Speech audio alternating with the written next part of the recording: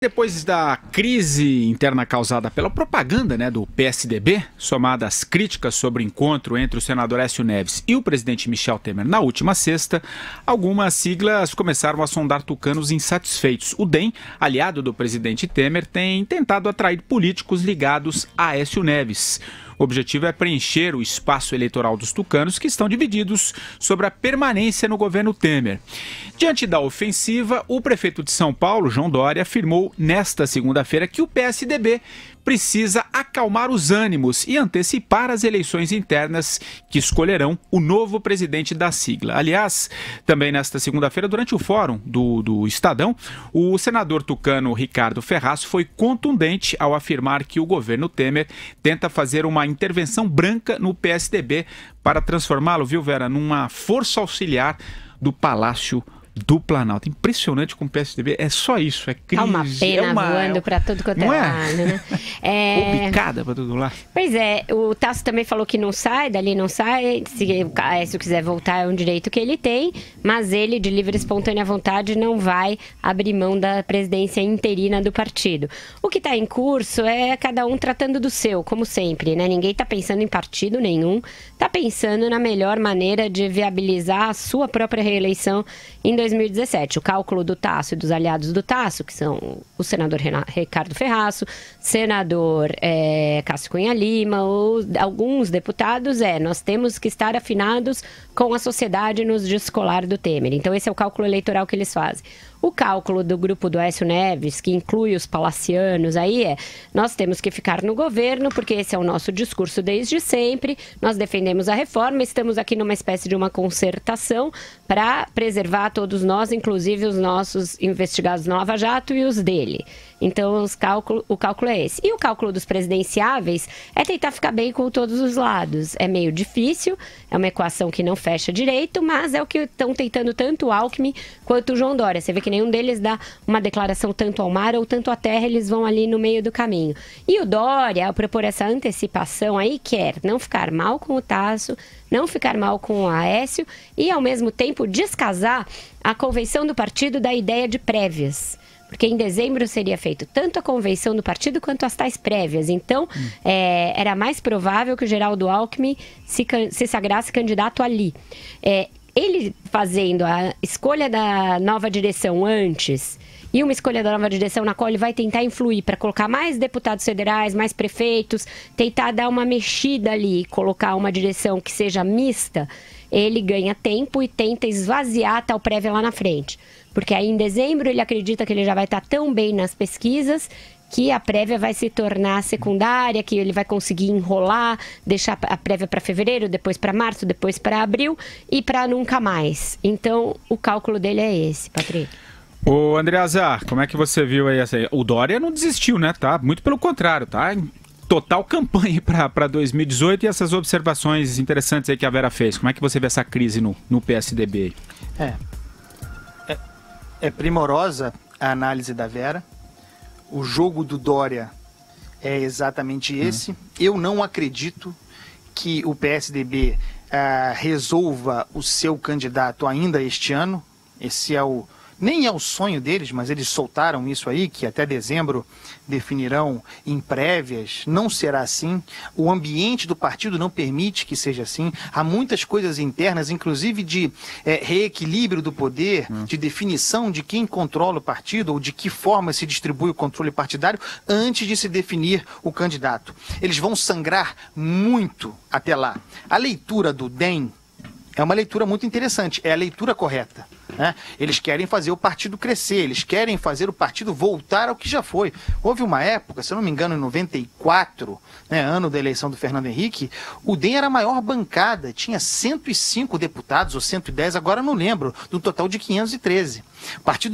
O partido por erros próprios se desmilinguiu ao longo dos governos do PT, por ação do PT, mas também por culpa dele, DEM. Agora, graças ao trabalho do Rodrigo Maia, ou o poder do Rodrigo Maia, o partido vê formas de crescer e vê espaços a serem ocupados em decorrência do vácuo do PSDB. O PSDB nos últimos anos, nas últimas eleições, ocupou um espaço da centro-direita, sem ser centro-direita. O PSDB, por definição, Partido Social-Democrata, centro-esquerda. Legitimamente, mas não é de direita. Ocupou esse espaço por falta de representação nesse lugar. O DEM percebe que há esse espaço a ser ocupado, que o PSDB não consegue ocupar agora de jeito nenhum. O problema do DEM continua sendo o mesmo de sempre, ele não tem nomes a apresentar. Não à toa fica tentando trazer o Dória, fala do ACM Neto, que não tem estatura ainda para disputar uma presidência. Então, quem se beneficia... Não me levem a mal.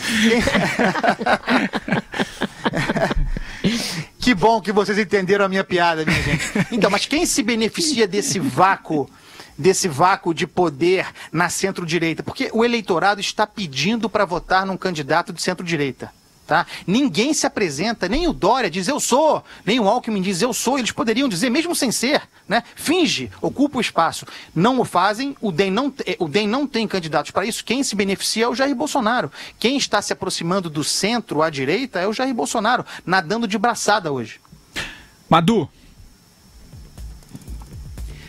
Observando os jornais do final de semana, uma leitura atenta, deu para ver claramente que existe já uma parte do PSDB, uma parte de parlamentares do PSDB que já está afim, né, propugna a refundação do partido. Então isso claramente faz ver que o PSDB é um partido hoje completamente rachado, dividido. Quando você já tem uma parcela importante, né, dos seus deputados, senadores e tal, achando que o partido tem que ser refundado, você vê que o PSDB não existe mais. Isso é igual o pasta de dente que sai fora, né, do tubo. Não tem como mais recolocar. Eu acho que essa disputa aí, essa história toda do João Dória, do Geraldo Alckmin, ainda mais agora o Aécio Neves, não sei por que cargas d'água e com que patrimônio político ele reivindica voltar à presidência do partido, com que moral. Cara, isso virou uma casa da mãe Joana, não existe mais PSDB. Né? Nem como nós o conhecemos, né? E ainda um nível de degradação inacreditável. Quer dizer, o que eu percebo também da leitura é que o PSDB, assim como o Congresso, ele tem um enorme baixo clero, né? Um grupo ali de deputados e alguns senadores, digamos assim, de pouco valor político, mas que são votos dentro do partido e que ficam se disputando, que a disputa é sobre essas criaturas aí, que não são ideológicas, que não tem parcos princípios, que não tem nenhuma proposta concreta para o partido, uma agenda para o Brasil. Então, o PSDB é um partido que está se esfarelando. Não tem mais como você reconstruir nada. Eu acho que é muito difícil, inclusive, a posição do João Dória, porque eu acho que ele percebe isso. Ele percebe isso e ele não é, digamos assim, agora que ele veio a fazer parte da cacicada, né?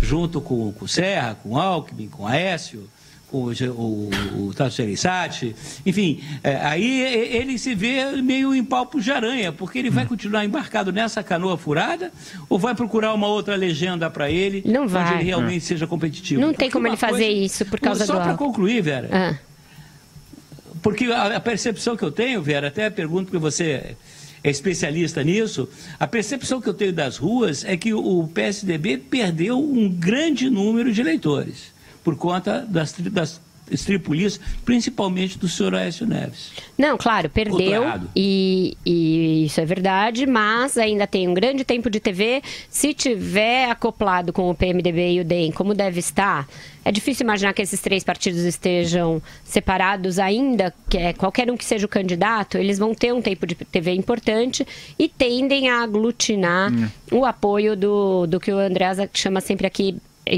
com muita propriedade de establishment, que é o mercado, que são ali os agentes que vislumbram alguma racionalidade na economia, a manutenção de uma agenda de reformas, etc. Porque, por mais que o Temer não consiga fazer quase nada até o final do governo, isso é o mais provável, que ele vá nessa espécie de pato, como um pato manco até lá. Como o Andreasa de giboiando. Ele vai como um pato manco até lá, mas essa agenda está comprada, né? Tanto que a Standard & Poor's falou, nós não vamos baixar a nota de vocês, nós não vamos dar um downgrade, mas estamos esperando a tal reforma. Então, está esperando esse Godot aí. O Bolsonaro não tem nenhum compromisso com essa agenda. O Ciro Gomes nem tampouco. Marina Silva menos ainda.